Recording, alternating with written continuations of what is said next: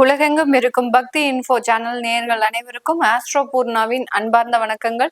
இன்னைக்கு நாம பார்க்கக்கூடிய சிறப்பு பதிவு சுக்கிரனுடைய பயிற்சி. சுக்கிரனாகப்பட்டவர் கும்ப ராசியிலிருந்து மீன ராசிக்கு உச்சம் பெற்று வரக்கூடிய மார்ச் மாதம் 2ஆம் தேதி பயிற்சி ஆகிறார்.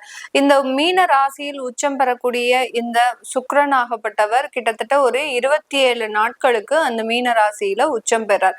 இந்த 27 நாட்களும் ஒவ்வொரு ராசி என்பரும் பெறக்கூடிய மாற்றங்கள் பலன்களை பற்றி தான் இந்த பதிவுல நம்ம தெளிவா பார்க்க போறோம். இந்த சுக்கிரனாகப்பட்டவர் ஒவ்வொரு ராசி என்பர்களுக்கும் குறிப்பிட்ட ஒரு வருமானத்தை குறிக்கக்கூடிய ஒரு கால நேரமாக இருக்கும். ஏன்னா சுக்கிரனுடைய தசா புத்தி அப்படின்னு சொன்னாலே ஒரு ஆடம்பர வாழ்க்கை, வருமானத்தை குறிக்கக்கூடிய ஒரு கிரகம், மாத வருமானங்களை குறிக்கக்கூடிய ஒரு கிரகம் தான் நம்ம ஜோதிட ரீதியாக சொல்ல போறோம்.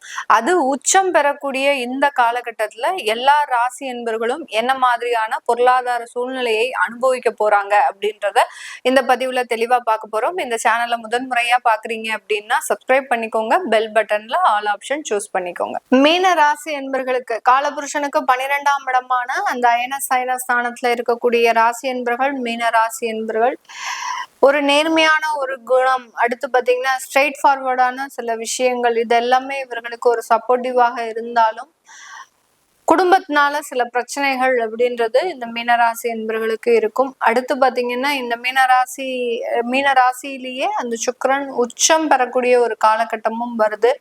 இது எல்லாமே இந்த மீனராசி என்பவர்களுக்கு ஜென்ம சனி அடுத்து ஒரு முக்கியமான ஒரு விஷயம், கோடிட்ட இடத்தை நிரப்புக அப்படின்ற மாதிரியான ஒரு விஷயத்துல பாத்தீங்கன்னா இந்த மீனராசி என்பவர்களுக்கு ஜென்ம சனி தான் ஒரு முக்கியமான ஒரு விஷயமே. அதனால பயந்த மீனராசி என்பர்களா அப்படின்னு கேட்டீங்கன்னா கிடையவே கிடையாது. ஜென்ம சனியெல்லாம் இவர்களுக்கு எதுவுமே பண்ணாது. ஏன்னா நேர்மையான ஒரு குணமும் நேர்மையான ஒரு உழைப்பும் இருக்கிற இடத்துல சனி பகவானுக்கு வேலையே கிடையாது. அதனால மீனராசி என்பர்கள் பெரிய அளவுக்கு கவலைப்பட வேண்டாம். என்ன உங்களுடைய அந்த ஒரு வெள்ளந்தியான ஒரு குணம், எல்லாரையும் நம்பி சில பொறுப்புகளை ஒப்படைத்ததுனால சில வருமான ஏமாற்றம் இதெல்லாமே அனுபவிச்சிருப்பீங்க.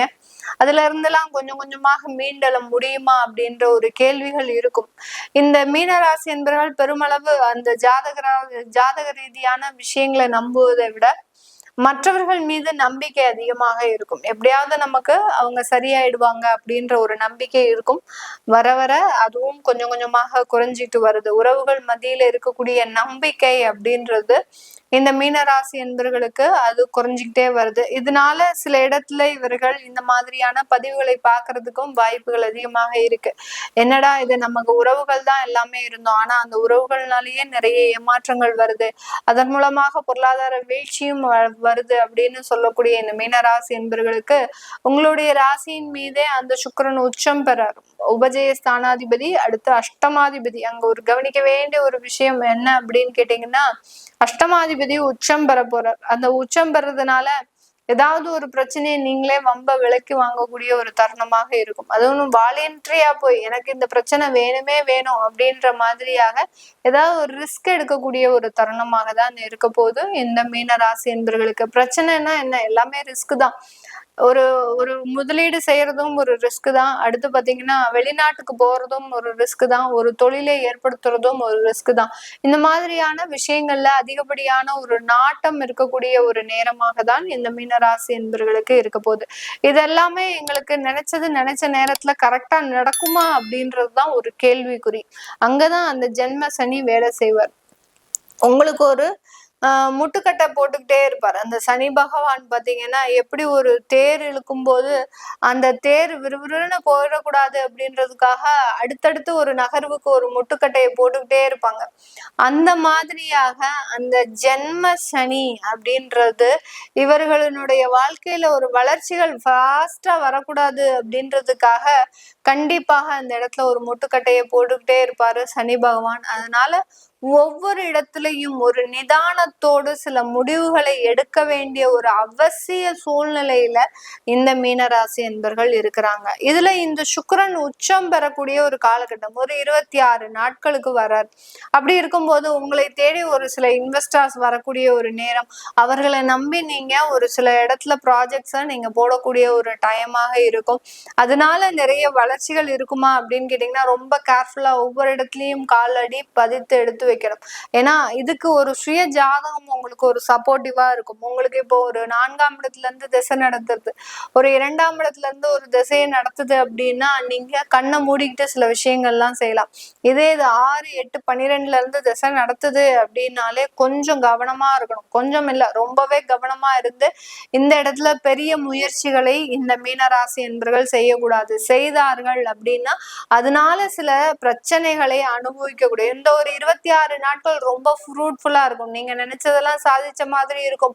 உங்களுடைய கையில பணப்புழக்கங்கள் அதிகமாக இருக்கும், ஆடம்பர வசதிகள் இருக்கும், ரொம்ப லக்ஸுரியான கார்ல போயிட்டு வர்றது இந்த மாதிரியாக எல்லாம் இருக்கும். நீங்க நினைத்த பொருட்களை வாங்கக்கூடிய ஒரு அமைப்பாகவும் இருக்கும். 27வது நாள் எல்லாமே சப்ஜாடா அப்படியே குறைய ஆரம்பிச்சு. சுக்கிரன் டாட்டா பை பை காமிச்சிட்டு போயிட்டே இருப்பார். அடுத்து உங்களோட இருந்து பிரயாணிக்க போகக்கூடியவர் அந்த சனி பகவான் மட்டுமே.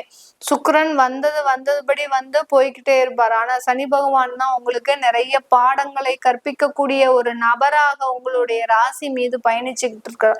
அதனால ரொம்ப ஒவ்வொரு இடத்துலயும் கெடுதலான தசாபுத்தி நடந்தது அப்படின்னா மிகப்பெரிய அளவுக்கு முயற்சிகள் செய்யாமல் இருக்கிறத அப்படியே நடத்திட்டீங்க அப்படின்னா ஒரு மிகப்பெரிய ஒரு வெற்றியை அடைந்துருவீங்க, மிகப்பெரிய ஒரு வருமானத்தை அடைந்துருவீங்க.